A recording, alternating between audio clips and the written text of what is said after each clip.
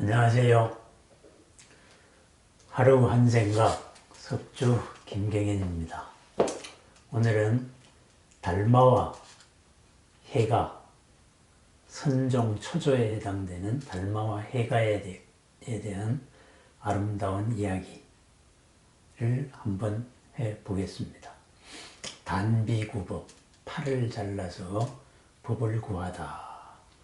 이런 내용으로 여러 책이나 벽화나 이런 데 많이 내려오는 것입니다. 신광이라는 사람이 있었습니다. 신광이 항상 생각하기를 공자나 노자의 가르침은 예법과 법규뿐이다. 장자나 주역의 서적은 묘하기는 하나 지극함에 이르지는 못했다. 지극한 도는 과연 어디서 구할 수 있겠는가? 항상 이런 고민을 하고 있습니다. 이러다가 들리는 소문에 저기 소림사에 벽을 바라보고 수행하고 있는 어떤 바라문이 있다. 이런 소식을 들었습니다. 스승을 찾아서 갔습니다. 아침 저녁으로 시봉하였으나 달마는 거들떠보지도 않았다고 합니다. 그래서 신광은 생각했습니다. 옛사람들은 돌을 구할 때 뼈를 깨트려서 골수를 빼내고 피를 뽑아서 주린이를 구제하였다고 하였다. 나도 그와 같은 마음가짐으로 돌을 구해야 되겠다. 이렇게 해서 어느 눈 내리던 날 눈이 무릎에 차도록 서 있었습니다. 새벽에 달마가 뒤돌아보며 민망하여서 물었습니다. 그대는 눈 속에 서서 무엇을 구하는가? 신광이 슬피 울면서 얘기했다 그럽니다. 감로의 문을 여시어 여러 중생을 구조하소서. 그래서 달마가 말하기를 부처님의 위 없는 도는 여러 법을 부지런히 정진하여서 어려운 일을 행하고 참기 어려운 일을 참아야 한다. 어찌 작은 공덕과 경솔하고 교만한 마음으로 참다운 법을 바라겠는가? 헛수고일 뿐이다. 이랬습니다. 이 말을 들은 신광이 칼을 뽑아서 스스로의 왼팔을 끊어 바쳤습니다. 달마가 마침내 그가 법의 그릇임을 알고 제자로 인정했습니다. 그래서 이름을 해가라고 고쳐주었습니다.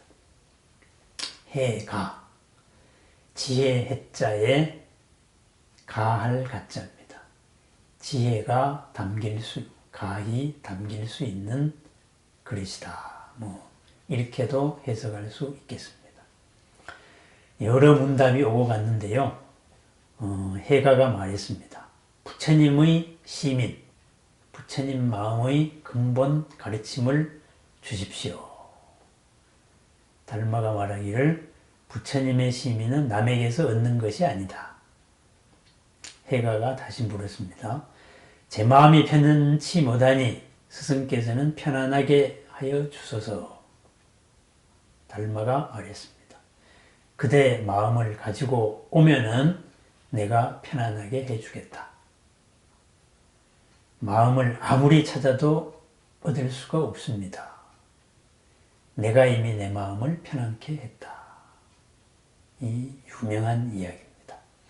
유명한 전 법보기에 실린 해가선사의 단비구법에 대한 얘기입니다. 그런데 단비구법, 팔을 끊어서 법을 구하였다. 단비구법에는 또 다른 얘기도 있습니다. 속고성전이라는 책이 있는데요. 거기의 해가전에 의하면 이렇습니다. 해가가 다니던 산언덕에 사람들의 팔을 자르는 도적이 있었답니다. 어느 날 해가도 이 산을 지나다가 팔을 잘렸습니다. 그런데 해가는 오직 한 생각, 아픈 것, 그리고 아픔에 쏠리는 마음, 이 마음을 살피며 스스로의 고통을 참고 스스로 팔에 상처에 불을 지져서 소독을 하고, 그리고 평소와 다름없이 이 마을 저 마을로 돌아다녔습니다. 유행을 한 거죠. 어느 날 담림이라는 스님을 만났습니다. 도반이 된 것이죠. 담림은 그 당시에 보리유지나 불타선다 등등의 서역승들을 도와서 역경사업도 도왔던 분입니다. 담림이 그 산을 지나가다가 도적들에게 붙잡혔습니다. 그러니 도적들이 이 담림의 팔도 잘라버렸습니다. 너무나 고통스러워하는 담림을 해가가 지극정성으로 간호해 주었습니다. 그러면서 해가가 자기의 옷자락을 들어서 팔 없음을 보였습니다. 그때야 담림이 해가도 팔이 없는데 팔이 있는 것 같이 없는 것에 대한 괴로움이나 아픔이나 그 마음을 돌이켜 수행해 왔구나, 이렇게 해서 알았습니다. 이후로 담림과 해가는 아주 절친한 도반이 되었습니다. 여기에서 비롯된 말이 무비림입니다. 비, 팔뚝비자죠. 팔뚝 없는 사람들의 수풀과도 같은 모임, 선가의 수행승을 부르는 말입니다. 무비림. 팔을 끊어서 법을 구하였다는 전설도 있고, 또 팔이 끊긴 그 아픔을 한 마음으로 돌려 도를 얻었다는 전설도 있습니다. 어쨌든 그 당대에 교종과도 같이 국가 권력의 비호도 받지 못했고, 그리고 누군가의 초청도 받지 못했던 선종의 달마가 있었습니다. 그래서 소림사에서 혼자 벽을 바라보면서 수행을 했겠죠. 하지만은 이러한 달마의 주위에 고매한 뜻을 가진, 뛰어난 의지를 가진 구도자들이 많이 모였습니다. 그 사람들은 산림이나 바위에서 도적과 맹수의 피해를 입으면서도 투타행, 마음 공부를 했습니다. 철저한 투타행과 언제나 깨어있기를 한마음 속에서, 그 지극한 구도의 한마음에는 팔을 잃어버린, 팔 잘린 고통이 자리할 곳이 없습니다. 무비림에 나오는 이와 같은 이야기는 선종 초창기의 여러 환경을 상징적으로 보여주고 있는 것이기도 합니다. 해가는 달마에게서 법을 받고 이후 3조 승찬에게 법을 전했습니다. 승찬에게 법을 전한 다음에 해가는 전국 각지를 떠돌아다니면서 형편에 따라서, 때에 따라서 설법을 했습니다. 따르는 무리가 참으로 많았다고 합니다. 이렇게 정법하기를 34년을 하다가 어느 날 해가가 자취를 감추었습니다. 이후에는 겉모습을 바뀌어서 스님의 모습을 벗어난 것이죠. 고깃간에도 들고 술집도 가고 품팔이도 하고 사람들과 농담 따먹기도 하고 이러는 시정에 어울린 모습이 되었습니다. 해가를 아는 사람이 물었습니다. 도인이 왜 이런 일을 하느냐? 이렇게 물으니 해가가 말하기를, 나는 내 마음을 지금 길들이고 있는 중이다. 그대가 왜 관여하는가? 이렇게 답했다고 합니다. 어떠한 경계에도 이 마음이 흔들림이 없는가? 스스로 시험해보고 있었던 모습입니다. 그러다가 해가는 마침내 갈 때를 알았던가 봅니다. 어느 날 광성현 광구사라는 절에서 변화라는 유명한 법사가 열반경을 설하고 있다는 말을 들었습니다. 해가가 광성현 광구사로 찾아갔습니다. 광구사 문 앞에서 해가가 열반경을 설하기 시작하였습니다. 절 안에서 법문을 듣던 변화의 법문을 듣던 많은 사람들이 모두 해가에게 모였습니다. 해가의 법문을 듣고 눈이 밝아진 것이죠. 변화가 화가 났습니다. 변화가 그 지방의 고위 관료에게 무고를 했습니다. 적중간이라고 기록에 적혀 있습니다. 그 적중간이라는 관료가 해가를 혹형을 가했습니다.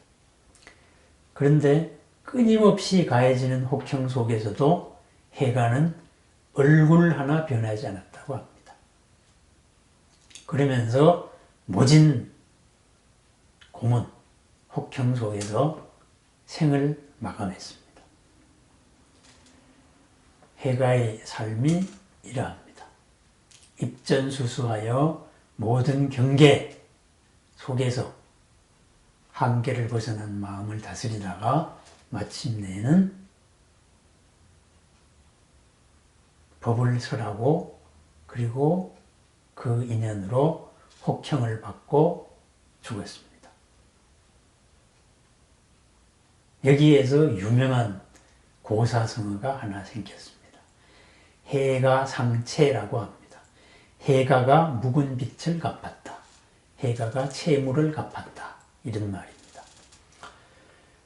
진정한 도를 아는 사람이 자기의 마지막 빚을 이렇게 갚고 갔다.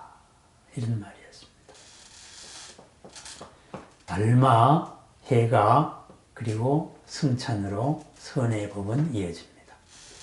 당시의 불교가 절을 짓고 불상을 만드는 등 여러 가지 복을 많이 받는다는 화려한 가람불교였지만은 달마와 해가주위에 모인 사람들은 언제나 숲과 들과 마을에서 두타형을 닦으며 민간으로 떠돌면서 법을 전했습니다.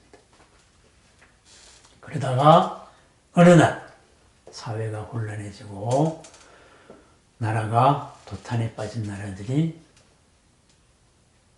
통일이 되고 그리고 그 통일된 당나라가 다시 허물어지고 사람들의 마음의 지주가 흔들렸을 때 마침내 선종은 빛납니다.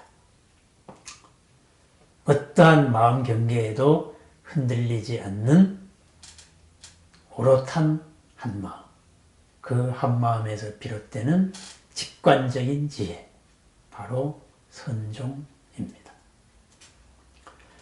참 사람이 사는 구도의 모습은 팔이 있든 팔이 없든 눈앞의 다가오는 인연이 어떠하든 거기에 전혀 구애됨이 없습니다. 묵은 빚은 갚아야 하는 것이고 즐겁게 갚아야 하는 것이고 가려진 마음은 확실하게 바라보아야 하는 것입니다.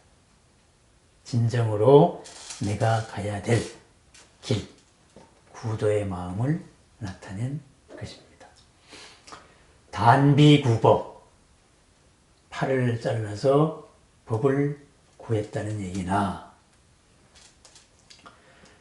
한쪽 팔이 없어진 아픔을 직관한 구도의 마음이라든가 묵은 빚을 갚았다는 해가상체의 이야기라든가 모두 초기 선종의 훌륭한 모습을 보여주고 있습니다. 진정한 구도의 모습입니다. 눈앞의 현실에 이끌리지 않는 선사다운 모습이라고 하겠습니다. 오늘 내 관심이 과연 어느 쪽으로 향해야 되는가? 내 마음의 중심은 어디로 가야 되는가? 늘 일깨워보는 구절입니다.